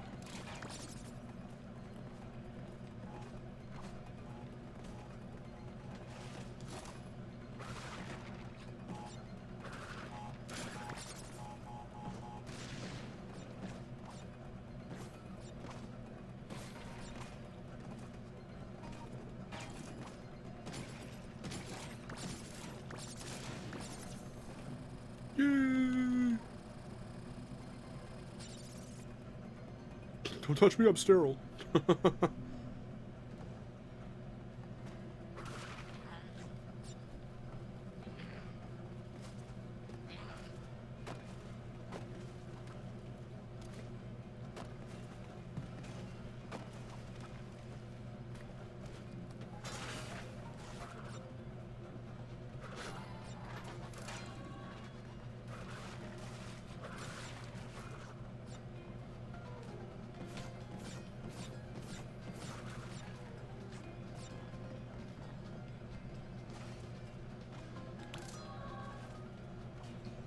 The fact that I had to look this up was just amazing to me. Because I was like, I'm missing something. How the fuck do you... The fuck is the gem? And the fact that you had to put so much together, it's like, oh, okay, you know, sure. I don't see anything wrong with this.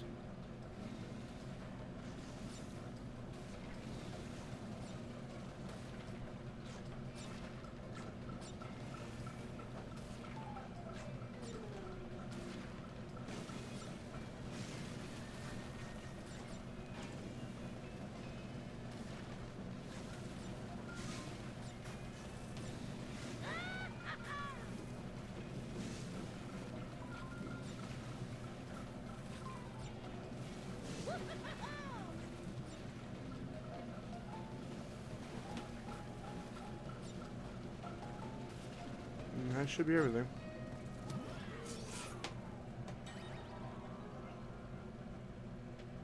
Yeah, the amount of cryptic secrets.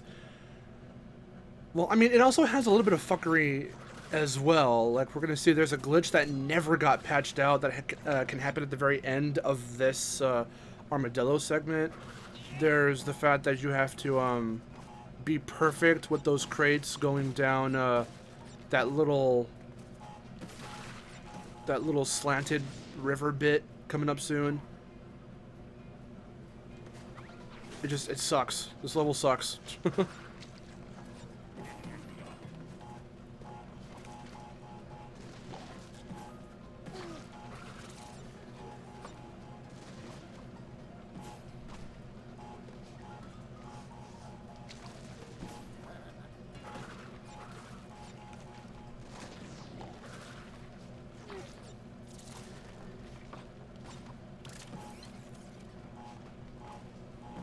Okay, thankfully we didn't get that glitch. It can happen if you're like trying to duck and go or crouch and slide and go. Sometimes you can get stuck in a crouch position. When you jump, you'll still be in the crouch, and it just fucks with your like momentum and like you're just handling for like 2 seconds. But that's enough to kill you, and I hate it. And I don't care. Ever since I saw Teal do this, I'm gonna do it this way. Because this is way easier than just blindly throwing yourself down this little slant here.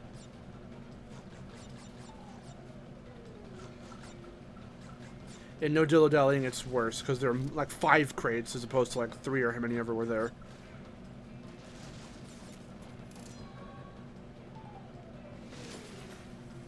Hey, if anything, I think we might just get the perfect relic. I don't think I missed any crates. I probably did, but we'll see if hopefully not. Just fake crash. Yay! Alright, let's see if that was everything. Hey, what do you know? Is that a platinum? Oh yeah! Sick. I like it. Ooh, we hit the 2-hour mark. Nice. There's new John show, but I can't watch it yet until I get back. I'll watch it. I'll let you know if it's really funny. John Tron forgives you. Thanks for reminding me. I forgot about that notification. Alright, guys. Okay, what say you guys? We just hit the 2-hour mark. This is a perfect 2 hour and a minute mark. This is the perfect place to end. However, do you want me to do one more level? I can do Snow Way Out. Or do you think this is a pretty satisfying ending for the stream? I really wasn't counting on getting the Platinum Relic. Oh, shoot!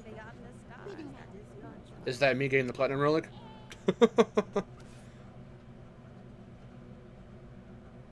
I do not want to do no dillo-dallying. If I'm going to do one more level, I would prefer it to be Snow Way Out.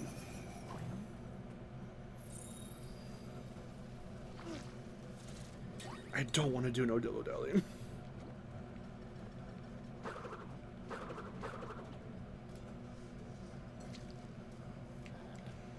What say you guys? I know Miharu's going to leave in a little bit because she has to get ready for work, but Frederick, what do you think? Let me see what Frederick thinks, and then we can, like... I think this is probably a satisfying ending. Okay. Alright, then. I think that'll do it. This was a really good first stream. I know we just had a small handful of people here, but hey, you guys are from my YouTube streams. Obviously, I trust you guys. You guys are awesome. I'm hoping that other people do come into people who have never seen me before. Hopefully, you know, they'll even, you know, cross over into YouTube and watch our streams there. The outros for the Twitch streams will be a little bit different because I don't have a description. I'll just have to, like, probably link this stuff to my About page because not everything is linked to my About. So I'll have to go back in there and add some more links. But thank you guys so much for watching. Again, I do stream on YouTube, so if anyone is watching this back on Twitch, don't worry, we'll be doing more Twitch streams here. This is my first introduction into Twitch streaming. It's been a long time coming. I've been wanting to do it. I've been a bit nervous, but this first stream went pretty well. And again, it's not final. This isn't the final, you know, definitive way streams are going to work necessarily. We will have, you know, you will be able to donate. You will be able to do other things. The way the layout looks will be changing over time slowly. I just need to get accustomed to Twitch because up until this point I've only ever had my Twitch account and used Twitch to watch other people. So now that I'm streaming here, it's going to be a bit of an adjustment. But I'm still going to be streaming on YouTube as well as here. I'll just be flip-flopping the way Miharu does because she'll do like a YouTube stream, a Twitch stream, and then a YouTube stream. So I'm going to be doing basically the same thing. But maybe I'll even throw some surprise Twitch streams in there because I want to have more guests on. So whoever's available from my online friends, or if my brother Victor's available, he'll be coming in. We'll be doing more multiplayer games on Twitch and stuff. So again, a lot more variety will be on here than what you normally see on YouTube for my YouTube streams. So on my YouTube streams, it's mainly either Victor, my brother who's with me, or on the Discord call, you'll hear Miharu sometimes, but on these streams, other friends will likely join the Discord calls and such, and we'll be doing a lot more multiplayer stuff, hopefully in the future. I do have a pretty big multiplayer stream planned at some point with one guest, but I want to try and get 2 more so we can have a good 4-player multiplayer thing going on. So we'll see how that goes. But yeah, thank you guys so much for watching. Be sure to check my About page so you can follow me on Twitter, subscribe on YouTube, and watch the streams that we've got going on there. On Twitter, I do have, you know, I'll update you guys frequently on different streams for both here and YouTube that I'll be doing, as well as videos that go up on YouTube. Because if you don't know me, I am a Crash Spyro YouTuber. I do videos, discussion videos, speculation videos, analysis videos. Whenever something new for Crash and Spyro comes out or is teased or rumored, I usually go over it. I'm kind of a hype man for Crash and Spyro, as it were. if you've watched, you know, fucking Teal Game Master, Canadian Gaia, other people like them, I'm within their kind of like bubble, you know. We all kind of started doing the same stuff. Even Teal goes a little bit beyond some of those guys. Crystal Fissure. I'm with them for the most part, you know. We don't talk on a normal basis, but I do hope to bring them on for streams and stuff if ever they're available and want to do so. So look forward to stuff like that. That's the biggest tease I think I can give for Twitch streams. But until next time, I'm Mark. I'll see you guys later. Thanks so much for watching. Here's to more Twitch streams in the future. And until next time, take care.